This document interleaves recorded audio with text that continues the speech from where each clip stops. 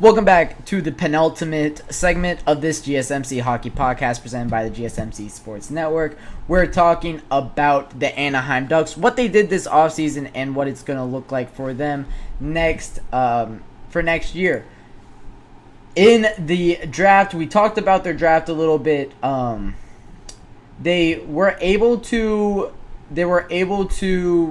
get a few good picks. One that I really don't like, and then a couple ones that I did not mind at all. At third overall, they got their guy in Beckett Seneca. However, he's not my guy, is all I'm going to say. He was 17th in my rankings for my first round draft. I did call that he would go to the Ducks, but it's still a shock, and it's still one that I don't really like.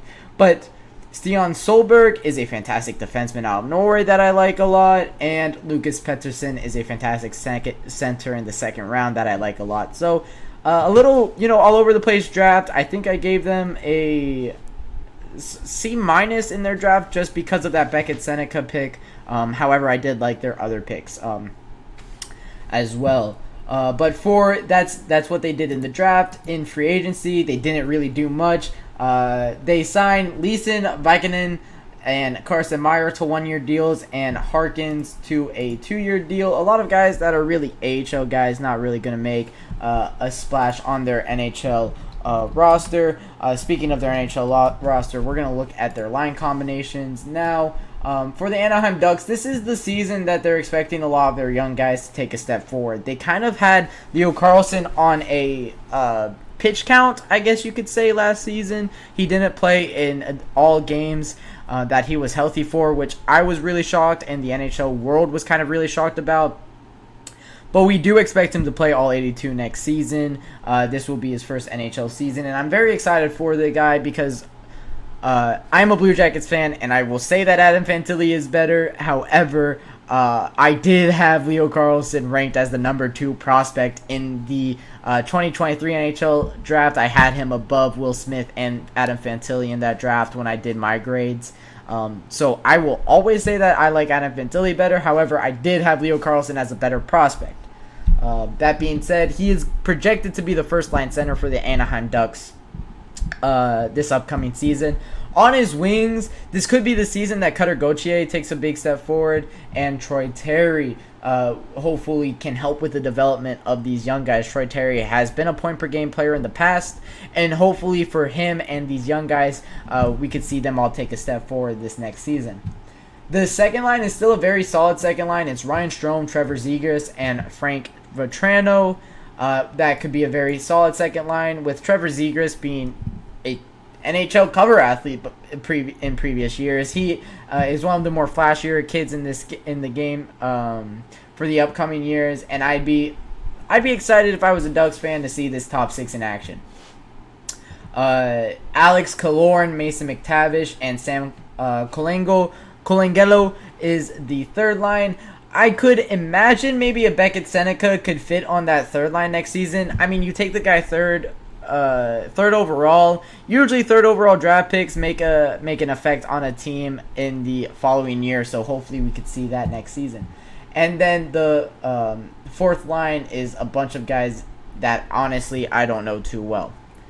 Their defensive core is what needs to come along a little bit. They need Olen Zellweger to play in the NHL next season.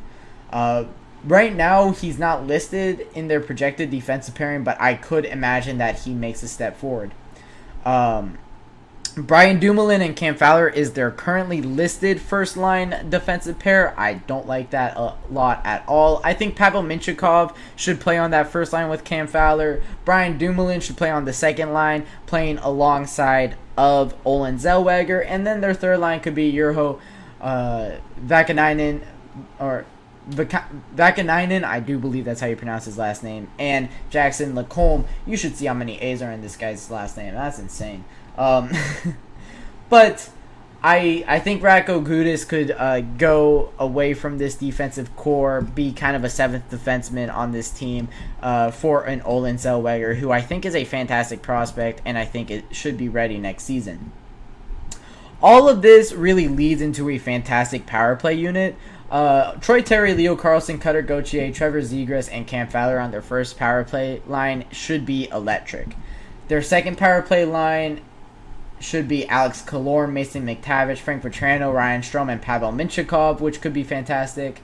Their penalty kill unit should be pretty good. And then you still have John Gibson and Lucas Dostal in goal. I think Lucas Dostal will take a big step forward, could potentially make a charge at being the Anaheim Ducks starting goaltender next season.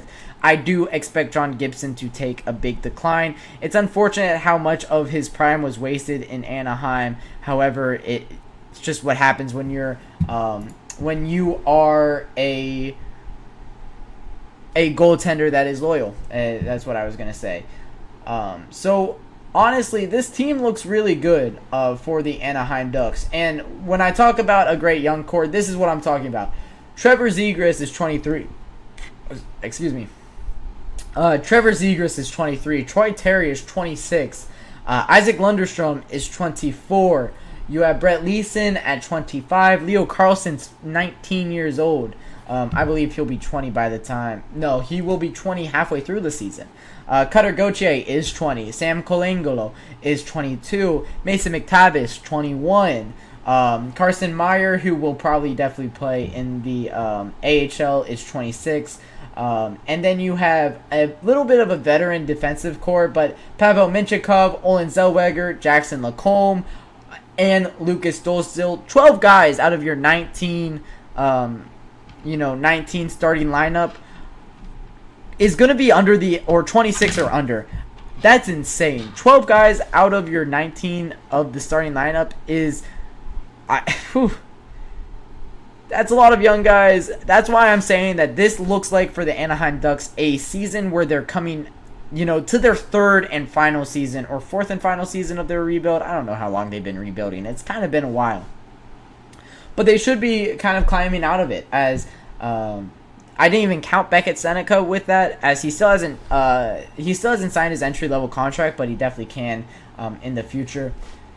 In the wings, kind of waiting, they have Nathan Gauthier, who can take a step forward. They have other guys like Sasha Pastyov that I like as a prospect. They have Noah Warren, who I like as a prospect. He's 19 years old still.